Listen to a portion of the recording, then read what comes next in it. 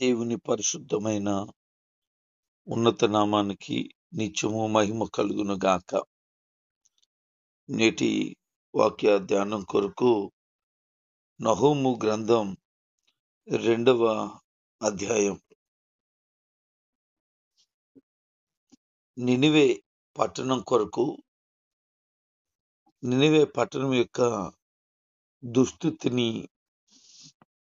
కొరకు ఈ అధ్యాయంలో మాటలు రాయబడ్డాయి. దేవుడు తన ప్రజలను ఎంత ప్రేమిస్తున్నాడో మనం అర్థం చేసుకోగలుగుతాం. ఆయన కార్యాలు ఎప్పుడు కూడా సమస్త మానవాళి మీద కూడా ఉంది. ఏదో ఒకరినే ప్రేమించడం, వీళ్ళు నా వాళ్ళు అని అనడం కాదు. అందరూ నా వాళ్ళే, నేను సృష్టించిన ప్రజలే, నా బిడ్డలే అనేది దేవుని యొక్క గొప్ప ఉద్దేశం. అందుకే నినివే పట్టణము నాశనం అయిపోబోతుందని వారికి దేవుడు ముందుగానే హెచ్చరిక తెలియచేస్తూ ఉన్నాడు. నినివే పట్టణం యొక్క దుస్థితి ఘోరంగా ఉండబోతుందని ముందుగానే హెచ్చరిక చేస్తున్నప్పుడు ఆ హెచ్చరికను వారు లక్ష్య పెట్టాలని కోరుతున్నాడు. ఈ యొక్క నినివే 3 దేశాల సైన్యాలు కలుసుగట్టుగా వస్తూ ఉన్నాయని తెలియపరచబడుతోంది. 1 బబులోను, 2 మాదియా, 3 సిదియా. ఈ యొక్క 3 దేశాల వాళ్ళు రాబోతున్నారు. వారు వచ్చి నాశనము చేయబోతున్నారు. అందుకే నువ్వు నడుం బిగించుకో, బలంగా ఉండు, వారిని ఎదిరించు. వారు దోచుకునేవారు, వారు దోపుడు సొమ్ముగా పట్టుకెళ్ళిపోవాలనుకుంటున్నారు కనుక వారిని మీరే అలాగ పట్టుకోవలసిన పరిస్థితి రాబోతుంది. కనుక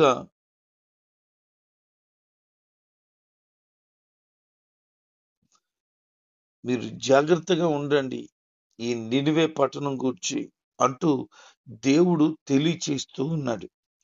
తన ప్రజలను ఎప్పుడూ కాపాడుతున్న దేవుడు, ఎప్పుడు కాపాడుకుంటూనే భద్రంగా వస్తున్న దేవుడు, దాని యొక్క శక్తి సామర్థ్యాలను ఎరిగిన దేవుడు శత్రువుల నుండి తన ప్రజలను కాపాడుకోవటానికి తన ప్రజలను సిద్ధం చేస్తూ ఉన్నాడు. ప్రమాదం ఎప్పుడూ రాదండి. ప్రమాదానికి ముందే దేవుడు హెచ్చరిక తెలియచేస్తాడు. ఆ హెచ్చరికను గనక మనం లక్ష్యం చేయకపోతే అప్పుడు ప్రమాదంలో గురైపోతూ ఉంటాం. ఒక భయంకరమైన తుఫాను వచ్చేసింది కనుక మీరు జాగ్రత్తగా ఉండండి, వాడవారు పడవల్లో ప్రయాణం చేసేవాళ్ళు అని చెప్పరు.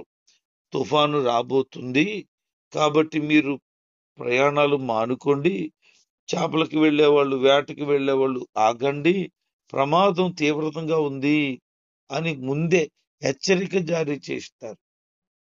ఆ తర్వాత వాళ్ళు మాట విన్నారా లేదనేది సెకండ్ విషయం. రెండోది, తుఫాను తీవ్రత పెరిగి ఆ చుట్టుపక్కల ఉన్న వాళ్ళందరికీ ఇలాగ హెచ్చరిక చేస్తారు.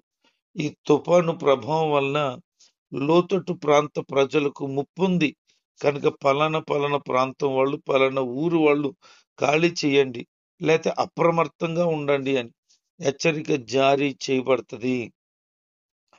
పర్లేదులే, ఏం జరుగుతుంది నాకు తెలియదా, నా చిన్నప్పటి నుంచి చూశాను, అలాగే చెప్తారు, ఇలాగే జరుగుతుంది అని అంటే ఇక మరి ఏమీ చేయలేం. కానీ హెచ్చరిక మాత్రం గ్యారంటీగా వస్తుంది. ప్రభు త్వరగా రాబోతున్నాడని ప్రభువారు పరలోకంకి వెళ్ళినటువంటి ఆ తొలి దినము నుంచి నేటి వరకు ప్రకటించబడుతుంది. 2000 సంవత్సరాలు పైచిలుకు గడిచిపోయాయి. ఆయన వస్తున్నాడా, వస్తాడా అనే అనుమానాలు చాలా మందికి వచ్చేసాయి. అప్పుడే రాడు అని అనుకుంటున్నారు. కానీ ప్రభు ఏం చెప్తున్నారు, ఓ దొంగ ఎలాగైతే చెప్పకుండా ఇంటికి దొంగతనానికి వస్తాడో, నేను కూడా చెప్పకుండా వస్తాను. అకస్మాత్తుగా వచ్చేస్తాను. కనుక మెలకువగా ఉండండి. ఆత్మలో మెలకువ కలిగి ఉండండి అని ప్రభు చెప్తున్నాడు. చాలా మందికి హెచ్చరికలు నచ్చవు. చెబుతుంటే గ్రహించరు, పట్టించుకోరు. నాకేంటి నీ మాట లెక్క చేయడం, నేను తక్కువైపోతాను అనుకుంటారు. ఎప్పుడైనా ఒక హెచ్చరిక వచ్చింది అనంటే అది చాలా ప్రమాదాన్ని తర్వాత తీసుకురాబోతుంది. అందుకే అన్ని కూడా జాగ్రత్తగా చూసుకోవాలి అని జ్ఞాపకం చేసుకోవాలి. దేవుడు ఇశ్రాయేలీయుల యొక్క దివ్యస్థితి వారికి మళ్ళీ ప్రసాదిస్తాడు అని చెప్తున్నాడు. ఈ శత్రు పరిస్థితుల నుంచి జయమిచ్చి తన ప్రజలకు క్షేమమిచ్చే దేవుడే తన ప్రజలకు ఇలాగున కాపాడుతానని అభయమిస్తున్నాడు. క్రీస్తు పూర్వం 612లో నినివే నగరం కోసం జరిగిన యుద్ధం యొక్క వివరణ ఉంది. ఆ యుద్ధంలో నినివే శత్రువుల వశం అయిపోయింది. కొద్ది సంవత్సరాల తర్వాత నెరవేరిన భవిష్యత్తు వాక్కును నహూము ఇక్కడ పలుకుతున్నాడు. మనము ఎప్పుడైనా కాపాడబడినప్పుడు, క్షేమము కలిగి ఉన్నప్పుడు అది ప్రభువు వలన కలిగింది అని నమ్మి ఆయనలో సాగిపోవాలి. అందుకే మొదటి వచనం నుంచి 10 వచనం వరకు నినివే యొక్క ముట్టడి గురించి రాయబడింది. అది ఎలాగున ముట్టడి వేసింది, శత్రు పరిస్థితిని ఎలాగున ఎదుర్కోవలసి వచ్చింది అని. మరి మన జీవితాలు హెచ్చరికకు లొంగుతున్నాయా? దైవ భయాన్ని కలిగి ఉంటున్నామా? దేవుని వాక్యానుసారంగా ఆయనకు లోబడి బ్రతకగలుగుతున్నామా? ఎలాంటి పరిస్థితులు రాబోతున్నాయో అది ముందుగానే గమనించగలిగితే దైవ భయము, భక్తి కలిగి ఉంటాం. అందుకే శత్రువు ఎప్పుడొస్తాడో, ఎప్పుడు దాడి చేస్తాడో తెలీదు గనుక ప్రభు చెప్తున్నాడు, మెలకువగా ఉండి ప్రార్థన చేయండి అని. ఎప్పుడైనా వాడు దాడి చేస్తాడు. వాడి యొక్క దాడికి మనం తట్టుకోలేం. అందుకనే మెలకువగా ఉండి ప్రార్థన పూర్వకంగా ఉండాలి అని. మరి అట్టి మనసును, అట్టి ఆలోచనను కలిగి లేకపోతే శత్రువు చేతిలో చిక్కడిపోతాం. మన పరిస్థితులు బహు దారుణంగా అయిపోతాయి. అందుకనే మనం ఎప్పుడు దేవుని పట్ల భయము, భక్తి కలిగి ఉంటే ఏ రకమైన పరిస్థితుల్లో మనం ఉండినను దేవుడు తప్పకుండా తప్పించగలిగిన దేవుడు. ఆయన మన పక్షాన తన కార్యాన్ని జరిగిస్తాడు. ఒక భయంకరమైనటువంటి దోపిడి జరుగుతుంది. ఆ తర్వాత వచనాలన్నీ కనుక మనము చదువుతూ ఉంటే ఎంత భయంకరమైన దోపిడియో మనము గ్రహించగలుగుతాం. వాళ్ళట ప్రజలను దిగంబరులుగా తీసుకెళ్ళిపోయారట. అంత ఘోరమైన పరిస్థితి వచ్చింది. ప్రజలు మూలుగుతున్నారట.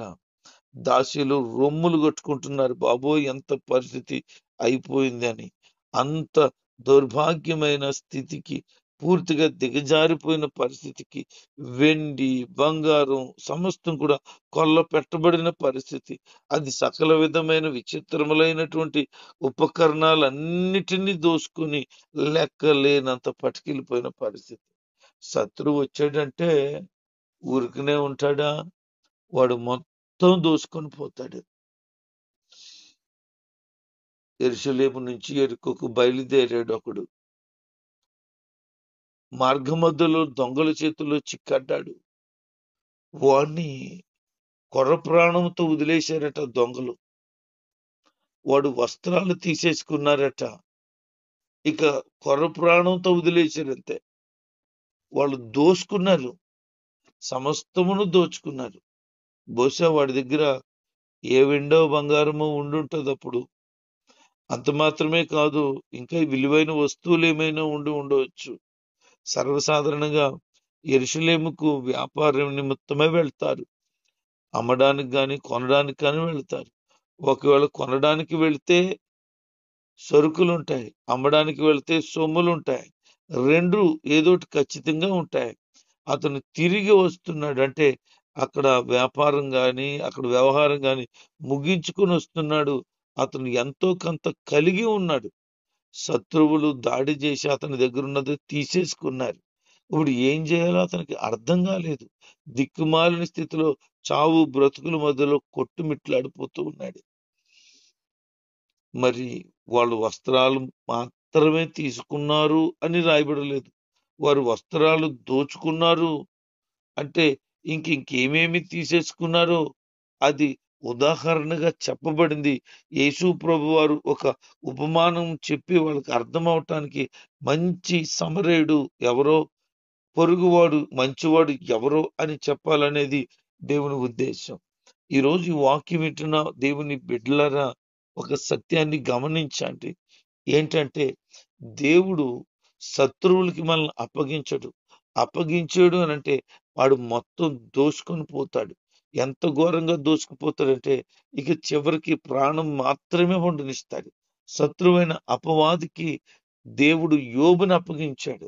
ఆ యోబు ఏం చేశాడు? సమస్తాన్ని దోచేసుకున్నాడు. వెండి పోయింది, బంగారం పోయింది, పిల్లలు పోయారు, ఆస్తిపాస్తులు పోయాయి, బిల్డింగ్స్ పోయాయి, చివరికి భార్య కూడా వెళ్ళిపోయింది. ఇక ఒంటరైపోయాడు. చివరికి అతను ప్రాణం పోయగలిగినంతగా ఇక ప్రాణం తప్ప అంతా పోయింది. చివరికి అతని దేహం నిండా రోగం చేరిపోయింది. ఇక ఏమీ లేదు అతనికి. సమస్తము దోచుకొనబడింది. శత్రువు వస్తే దోచుకుపోతాడు. కాబట్టి గమనించాల్సింది ఏంటి అంటే దోసుకొని పోవటానికి ముందు హెచ్చరిక వినబడినప్పుడే శత్రు చేతులు చిక్కడిపోకుండా నీ వంతుగా నువ్వు జాగ్రత్త పడాలి. దైవ భయము భక్తి కలిగి సాగాలి. అప్పుడు ఆయన ప్రసన్నత అనుభవించగలుగుతాం. ఈ మాటలు వింటున్న దేవుని ప్రజలారా, నిన్ను ఎప్పుడైనా శత్రువు దాడి చేయాలని టార్గెట్ పెడితే నువ్వు ముందే అప్రమత్తంగా ఉండకపోతే శిక్ష భరిస్తావు. వాళ్ళు వస్త్రాలు తీసుకుపోయారు. వాళ్ళు వెండి బంగారాలు తీసుకుపోయారు. సమస్త వస్తువులు దోసుకుని పోయారు. జనుల హృదయాలు చాలా కన్నీళ్లతో ఉండిపోయాయి. మోకాళ్ళు గడగడ గడగడమని వణికిపోతున్నాయి. అందరి నడుములు కూడా బహుగా నొప్పులు వచ్చేస్తున్నాయంట. ముఖమంతా తెల్లబారిపోయిందంట. ఎంత భయంకరంగా ఉందనంటే వారికి ఏమీ కనబడతలేదు. సమస్తం శూన్యమైపోయింది, పాడైపోయింది, లేకుండా పోయింది. అలాంటి పరిస్థితి వారు గొంతు నొక్కు పట్టుకున్నట్లుగా, ఆ సింహాలు పట్టుకున్నట్లుగా వారు చూస్తూ ఉన్నారు, గమనిస్తూ ఉన్నారు. అందుకే 11వ వచనం నుంచి గనక మనం జ్ఞాపకం చేసుకుంటే అక్కడ ఏమి రాయబడిందంటే నినివే నాశనం కనబడుతుంది మనకి. నినివే యొక్క ముట్టడి గమనించాము. ఎంత భయంకరంగా ముట్టడేశారో. వాళ్ళు నాశనం కనబడుతుంది. వాళ్ళు అంటున్నారు వెండిని దోచుకోండి, బంగారం దోచుకోండి, వాళ్ళ దగ్గర ఉన్నవన్నీ దోచుకోండి అని చెప్పి విపరీతంగా దోచేసుకున్నారు. ఇక ఏమీ లేని పాడుబడిపోయినట్లుగా వదిలేస్తే ప్రజలకు పూర్తిగా ధైర్యం పోయిందంట. మోకాళ్ళు వణికిపోతున్నాయట. వాళ్ళంతా కూడా గడగడలాడిపోతున్నారు. ముఖాలన్నీ వికారం అయిపోయాయి. అంత భయంకరమైన నాశనం అయిపోయింది. నాశనానికి ముందు నినివే, అది చుట్టుపక్కల ఉన్న దేశాలు ముక్కలు చేస్తున్న మృగరాజులాగా ఉండేదట. ఓ గొప్ప సింహంలాగా చుట్టుపక్కల ప్రాంతాలకి, పట్టణాలకి, ప్రదేశాలకి ఒక సింహంలాగా ఉండేది. కానీ దానికే భయంకరమైన పరిస్థితి వచ్చినప్పుడు దానికి ఏం చేయాలో అర్థం కావటం లేదు. ఇతర దేశాలకి వెళ్ళింది, ఇతర దేశాల్ని ఎదుర్కొంది. ముఖ్యంగా ఇస్రాయేలు దేశంలో ఉత్తర రాజ్యాన్ని అంతా కూడా వారు దోచుకున్నారు.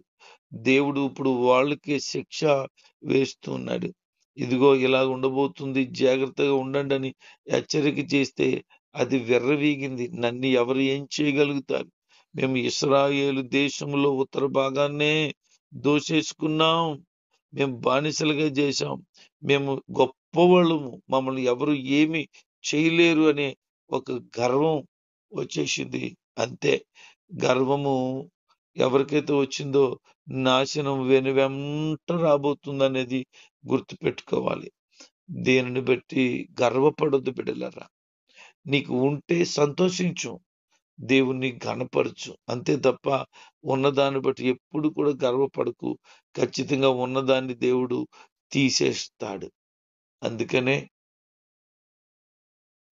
గర్వం నాశనానికి ముందు నడుస్తుంది అని బైబిల్ చెప్తుంది. గర్వపడిన వాళ్ళందరూ కూడా నాశనం అయిపోయారే తప్ప బాగుపడిన వారు ఎవ్వరూ లేరు. ప్రభువాక్యం ఏం సెలవిస్తుందనంటే, అతిశయించువాడు ప్రభువుని బట్టి అతిశయించాలి. కొందరు గుర్రములు బట్టి రథములు బట్టి అతిశయిస్తారు. వద్దొద్దొద్దు. మనం కలిగి ఉన్న వాటిని బట్టి ఎప్పుడూ అతిశయించవద్దు. ఎందుకంటే అది మన బలం వలన, శక్తి వలన సంపాదించలేదు, ప్రభు వలన మాత్రమే పొందుకున్నాం. అందుకే గర్వించిన నినివే నాశనం అయిపోయిన పరిస్థితిని మనం గమనిస్తున్నాం. ఎంత బొత్తుగంటే ఒక సింహం ఒక నాశనం అయిపోతే ఎలా ఉంటది, అలాగా నాశనం అయిపోయిందట.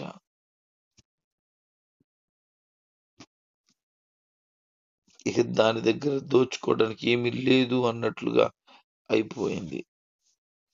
అయితే చివరికి ప్రభు చెప్తున్నాడు, నేను నీకు విరోధనయ్యాను. నా ప్రజలైన ఇశ్రాయేలీయులను మీరు దోచుకున్నారు గనుక, నా హెచ్చరికలు వినలేదు గనుక నేనే మీకు విరోధనైపోయాను అంటున్నాడు. దేవుడు ఎవరికైనా విరోధి అయిపోతే వారి పక్షాన్ని ఎవరు ఉంటారు? బైబిల్ చెప్తుందన్నమాట, ఆయన మన పక్షమునుండగా మనకు విరోధి ఎవడు అని. ఒకవేళ మన పక్షాన ఆయన లేకపోతే ఇక మనకి అందరూ విరోధులే అనే కదా అర్థం. మరి ఇప్పుడు ఇశ్రాయేలు పక్షాన దేవుడు ఉన్నాడు గనుక నినివే పక్షాన దేవుడు లేడు. ఆయన నినివేకు విరుద్ధంగా నిలబడ్డాడు. ఇంక ఎవరు ఏం చేయగలుగుతారు? నినివే యుద్ధాయుధాలన్నిటినీ కాల్చివేశాడు దేవుడు. దాని సైనికులందరినీ కూడా హతమార్చేశాడు. ఇర్మీయా గ్రంథం 51వ అధ్యాయం 20వ వచనంలో, యుద్ధాయుధం వంటి వాడివి, నేను నీతో జనాలను చెదగొట్టి చేస్తున్నాను, నీతో రాజ్యాలను నాశనం చేయిస్తాను అని చెప్పిన మాట నెరవేరడం చూస్తాం. కనుక దేవుని పిల్లలారా, జ్ఞాపకం చేసుకోండి. శత్రు చేతులు చిక్కడిపోకుండా కాపాడబడటానికి ప్రభు హెచ్చరిక చేస్తుంది. ఆ హెచ్చరిక లోబడి భయపడి జాగ్రత్తగా ఉండండి, లేదా శత్రువు చేతులు చిక్కడిపోతావు, అవమానానికి గురి అయిపోతావు. కాబట్టి ఒక భయంకరమైన దోపిడీ జరగబోతుందని ప్రభు చెప్పాడు. జరిగిపోయింది, నాశనం అయిపోయింది. తన ప్రజలను నాశనం చేసిన వాళ్ళు నాశనం అయిపోయారు. నిన్నెవరైనా నాశనం చేస్తున్నారా? నిన్నెవరైనా పాడు చేస్తున్నారా? నువ్వు నాశనం అయిపోతే బాగుండని చూస్తున్నారా? నువ్వు పాడైపోతే నా కళ్ళారా చూడాలని అనుకుంటున్నారా? అయితే వాళ్ళకి ఇదే హెచ్చరిక. నా ప్రజలను ముట్టుకున్నవాడు, నా బిడ్డలను ముట్టుకున్నవాడు నా కనుగుడ్డును ముట్టుకున్న వాడితో సమానం అంటున్నాడు. అందుకే ఇశ్రాయేలును ముట్టుకున్న నినివే పట్టణము సమూల నాశనం అయిపోయినట్లుగా ఆయన ప్రజలను ఎవరైనా టచ్ చేస్తే ఖచ్చితంగా భయంకరమైన నాశనమే వస్తుంది. కనుక ఈ మాటలు గమనించి ఇక మీదట ధైర్యంగా ఉండండి. నాశనకరమైన పరిస్థితి ఏదైనా వచ్చే స్థితి వస్తే జాగ్రత్త పడండి. నువ్వు దేవుని పక్షాన ఉండే వ్యక్తివైతే దేవుడు నీకు సహాయం చేస్తాడు. నువ్వు క్షేమం కలిగి ఉంటావు. అలాగూ దైవ భయం కలిగి, దైవ భక్తి కలిగి దేవునిలో సాగిపోండి. ఒక నమ్మకమైన బిడ్డగా ఉండండి. దేవుడు నిన్ను, నీ కుటుంబాన్ని బహుగా దీవించును గాక. ఆమేన్.